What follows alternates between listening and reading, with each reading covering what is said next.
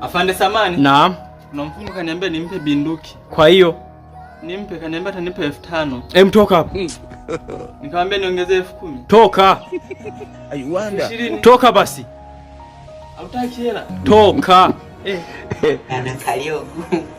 Hivyo utamtibu. Nimemkalia pia. Nimemkalia kabisa. Dr. Chalangwe. Naam. Hivi nani kamtibu huyo mgonjwa kamkata korodani afa kaziweka pembeni? Dr. Field. Wewe, umemkata mgonjwa korodani?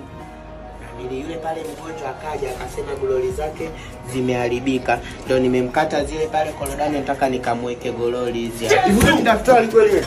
Wewe umesomea chuo gani? Chuo sikumbuki, lakini nakumbuka hicho chuo mpenzi wangu alikuwa anaitwa Nauni. Ha? Aya basi niambie kazi ya damu kama umesoma daktari. Kazi ya damu ni nini? Kazi ya damu ni kuzunguka. Andika maelezo yanakuja reception.